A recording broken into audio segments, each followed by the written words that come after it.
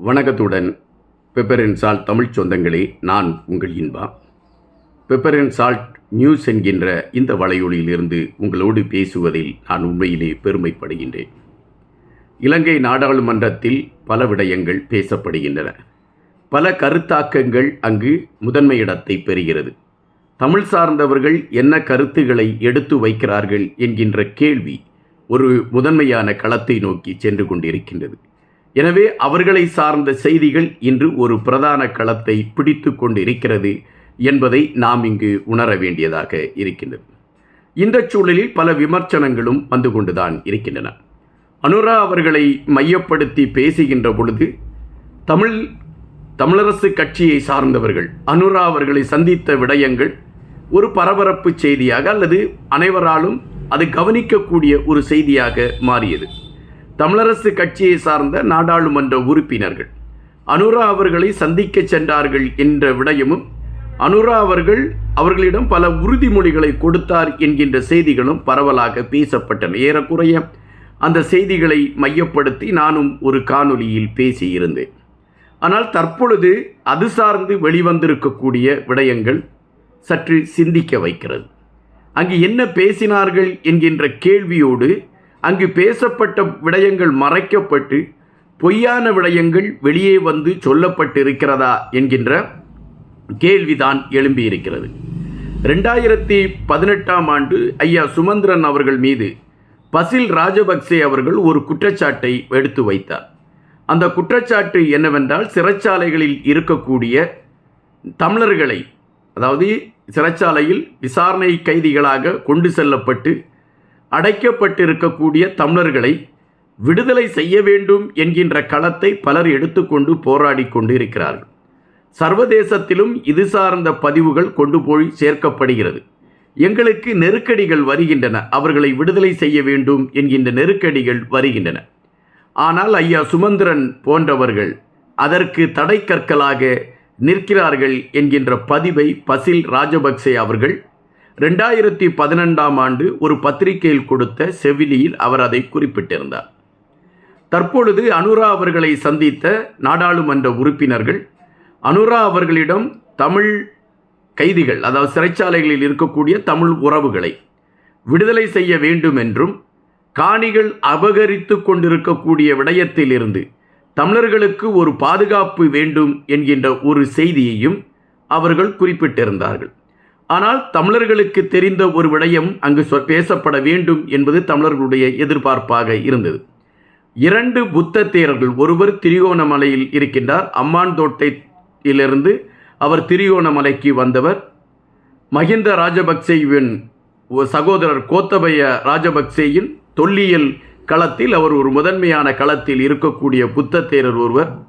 தமிழர்களுடைய நிலங்களை எல்லாம் அவர் களவாடி அல்லது அதை சுருட்டி கொண்டு அங்கு சிங்களர்களுக்கான தளங்களை உருவாக்குவதில், புத்த மதம் சார்ந்த விடயங்களை உருவாக்குவதில் அவர் முனைப்பு காட்டி கொண்டிருக்கிறார் என்கின்ற செய்தி ஒருபுறம் உண்டு.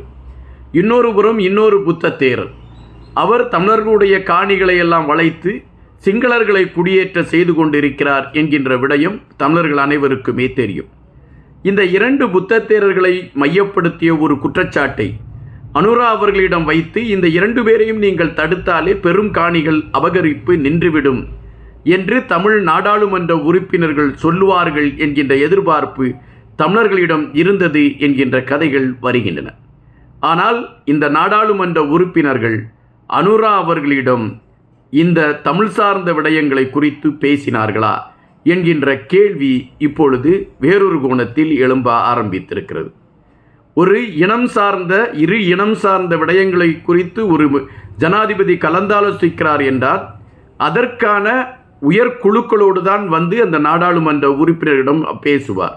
ஆனால் இங்கு அனுரா அவர்கள் தான் பேசுகின்ற விடயத்தை குறிப்பெடுப்பதற்கு ஒருவரை மட்டும் அழைத்து கொண்டு இந்த நாடாளுமன்ற உறுப்பினர்களை சந்தித்திருக்கிறார்.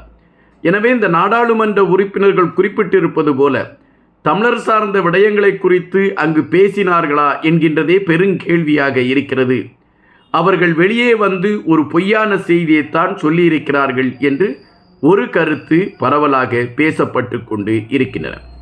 ஆனால் அனுரா ஆட்சி பீடத்தில் இருக்கக்கூடியவர்கள், அனுராவோடு பயணித்து கொண்டிருக்கக்கூடிய சிங்கள நாடாளுமன்ற உறுப்பினர்கள் குறிப்பிடக்கூடிய கருத்து, தமிழர்களுக்கான தீர்வை நாங்கள் முன்மொழிவோம், அதற்கான களங்களை நாங்கள் எடுத்துக்கொண்டு செல்வோம், பயங்கரவாதம் தடை சட்டத்தை நாங்கள் திணிப்பதற்கான களத்தை எடுக்க மாட்டோம் என்ற கருத்துகள் பதிவாகிறது.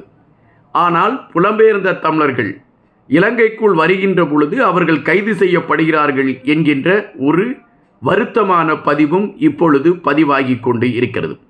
ஒரு புலம்பெயர்ந்த தமிழர் இலங்கைக்குள் வருகின்ற பொழுது அவர் கைது செய்யப்படுகிறார் என்றால், அந்த கைது செய்யப்படுகின்றவர் இந்த புலம்பெயர்ந்த தமிழர் என்னோடு இருந்தார் என்று சொல்லிவிட்டாலே அவரையும் கைது செய்வதற்கு களம் அமைக்கிறது இலங்கை அரசாங்கம் என்ற குற்றச்சாட்டுகள் எடுத்து வைக்கப்படுகிறது.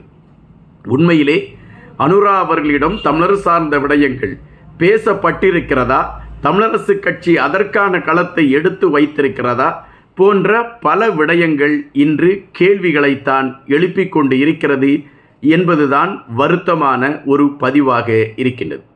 இந்த சூழலில் அனுரா அரசாங்கம் சுயேட்சை வேட்பாளராக போட்டியிட்ட வைத்தியர் அர்ஜுனா அவர்களை தங்களோடு சேர்த்து கொள்வதற்கு அல்லது தங்களோடு இணைத்து கொள்வதற்கு, தங்களோடு இணைந்து பணியாற்றுவதற்கு ஒரு கதவை திறந்து விட்டிருக்கிறது என்கின்ற செய்திகள் வருகின்றன. காரணம், யாழ்ப்பாணத்தில் நடந்த அந்த இயற்கை சீற்றத்தில் மக்கள் பாதிக்கப்பட்டிருந்த களத்தில் அனுரா அவர்கள் செயல்பட்ட விடயம் எங்களுக்கு உண்மையிலே வியப்பை தந்தது.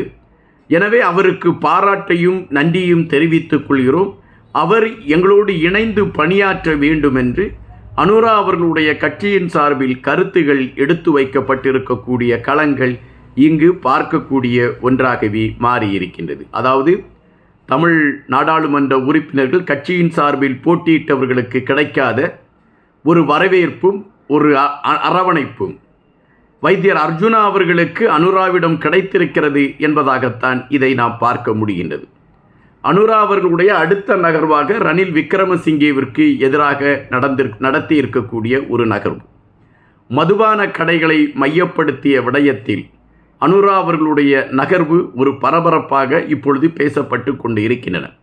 ஆனால் தமிழர் விடயத்தில் அனுரா அவர்களுடைய ஆட்சி முறைமை 13வது சட்ட திருத்தத்தை பின்தள்ளிவிட்டு சமஷ்டி முறைமையை முன்னிலைப்படுத்தக்கூடிய ஒரு சட்ட திருத்தத்தை கொண்டு வருவதற்கான களத்தை எடுக்க ஆரம்பித்திருக்கிறது என்கின்ற ஒரு செய்தி பேசப்படுகின்றன. இன்றைய சூழலில் இலங்கை அரசியல் களத்தை பொறுத்தமட்டில் ஒவ்வொரு நாளும் ஒவ்வொரு செய்திகள் அதாவது நாளிதழிலும் ஊடகங்களிலும் தலைப்புச் செய்தியாகி கொண்டே இருக்கிறது. குறிப்பாக தமிழர்கள் சார்ந்த விடயங்கள் இன்றைய தலைப்புச் செய்திகளில் முதன்மையான களத்தை பிடித்து முன்னேறி கொண்டு இருக்கிறது என்பது நாம் இங்கு கவனிக்க வேண்டியதாக இருக்கிறது. மாற்றம் ஒன்றுதான் எப்பொழுதும் மாறாதது என்ற ஒரு பழமொழி உண்டு, அல்லது ஒரு வார்த்தை உண்டு. இப்பொழுது தமிழ் சமூகத்திற்கு பெரிய ஒரு மாற்றத்தை கொண்டு வருவதற்கான களம் உருவாகி கொண்டிருக்கிறதா, அதற்காக தமிழ் கட்சிகள் களத்தில் நிற்கிறதா, இந்த விடயங்களில் இன்னும் பல மாற்றங்கள் நிகழத்தான் இருக்கிறது என்பதுதான் நிஜம். நன்றியுடன் இன்பா.